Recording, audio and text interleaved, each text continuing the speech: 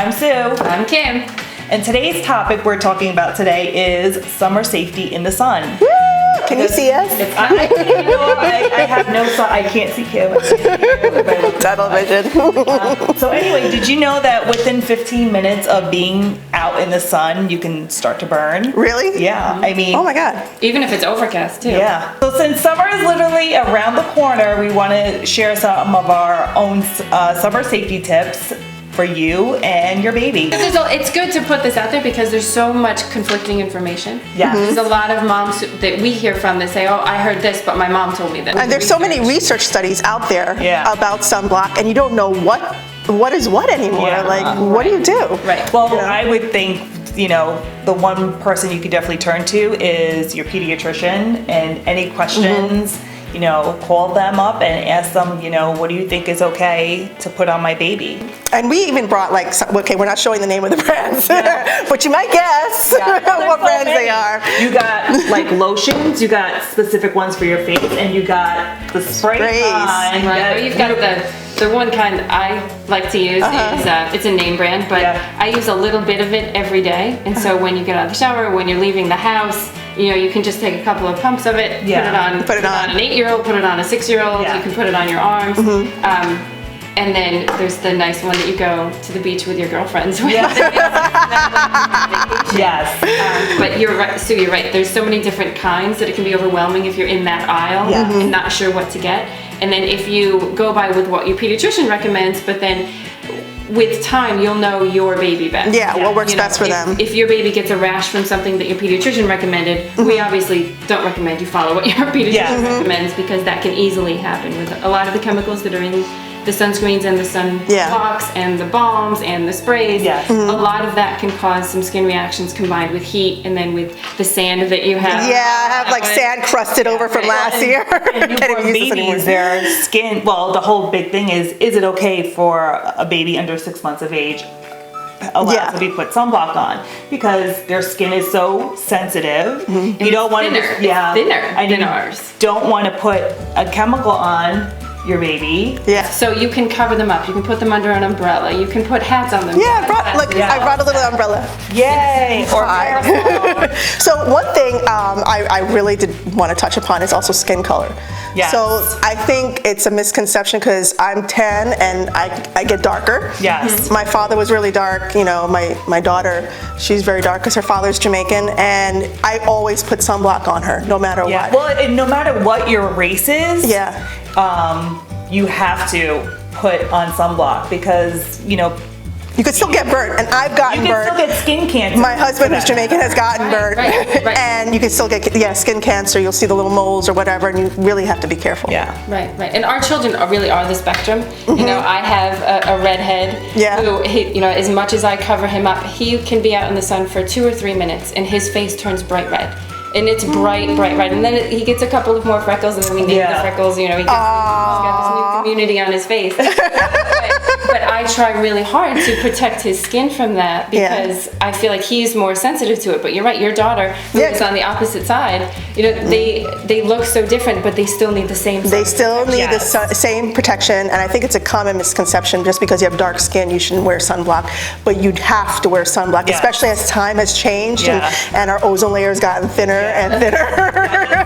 Not discriminate. It does not discriminate. Now, supposedly, the American Academy of Pediatrics is saying you can put sunblock a little on a baby under the age of 6 months. But what kind of sunblock? Does it have to say baby on it, or can it be? Because I know you use that for your boys, but I didn't put it on somebody who was less than 6 months of age. You can also go with your comfort level, because we've talked about before with chemicals and cosmetics. And personal care products, the talcum powder that was in Johnson & Johnson, that was a big hot button. And then the parabens, which I could put on my cosmetic chemistry hat and go to town for that one. But And even Honest Company had some flack about their sunglasses. It's also 10 years down the line, things might be coming out like, oh my gosh, so we don't know. So what we know is safe now, might not be in 10 years. But we discussed earlier about, cover up. I mean, if you can just, especially if you want to take your baby to the beach or the pool, bring an umbrella. They have those cute, cute tents. Oh, I had a tent when the kids are little. Yeah, and it's UV, protected, so it's great shade because there's no shade. Especially if you want to breastfeed. Yeah, you get to sit in the tent. There's no half shade. in the tent, half out of the tent. Just relax. Put some beach toys in the tent so the baby can still play, but an older child can play around outside, and you can keep an eye on everybody. Another important topic is the number that's on your sunscreen bottle. Yes. Sunblock bottle. You can go down the aisle and you'll see SPF 50, sometimes SPF 80. Yeah, I have SPF 50 right here. So wait, just in case somebody doesn't know, SPF stands for sun protection factor. Yeah. So a lot of people, when that whole SPF idea came out, it was how much longer you should be able to stay in the sun without becoming burned or without feeling the effects of a burn. So in theory, it was if you stay out at SPF 8, if you apply with an SPF 8, maybe you could stay out 8 times longer than if you were not putting anything on your skin. That rule of thumb, why would you stay out 50 times longer and not reapply afterwards? Especially if you go in the water. Right, and then if you're playing a sport and you're sweating, or if you're just hot and you're just a naturally sweaty person at the beach, or the sand, if your kids bury you in the sand, that's going to slough off some of it. Yeah. So and if you notice when you go down the aisle, you look and you see you can't find an SPF of 4 or 8 anymore. Oh, it has to be because higher. the market has changed. Everybody now wants the higher version. So my feeling, as in my experience for my family, was if you can find an 8, buy an 8 because it will encourage you to reapply. I heard 30 is like the general rule of thumb. That's the highest you should use. I'm like a little anal. Sorry. But I'll put on 30 on the kids, and then I'll put my phone on a timer. Oh, good idea. And then when it goes up, we gotta reapply. That's awesome. Yeah, that's just to remind me, because sometimes we get so into the moment, you're like, oh my god, when was the last time I reapplied? Right. So I always put my timer on my phone, 90 minutes, and then we're reapplying. Yeah, that's a great idea. And also to apply before you get there. Yeah. Don't wait until you're right there and one child is off on the playground. Yes. One child We're all in the car lathering up before we get out. You should try and put it on at least 30 minutes before you leave the house. If you're going out with your baby and you don't feel comfortable putting sunblock on, but you're going to follow the tips of covering up and so forth, try not to run your errands during the peak hours of when the sun is the strongest. Now you see online, it reads from 10 to 2, 10 to 3. Yeah, that's the hottest time, right? I mean, just check your weather, and if you see at 3 o'clock it's still 80 something degrees, it's still you still have to put on. The angle of the sun is at the highest. So if you can go out and do, if you're hanging out in the backyard and the kids are playing in the pool, if you can do it after 4, when the sun is. That's the best time to go to the beach too, because people are leaving. Yeah. And it doesn't have to be the beach. It could be hiking. It could be out at the park. It could be in the backyard, running errands. Yeah. Anytime you're outside, you need to any outdoor excursion. Exactly. Right.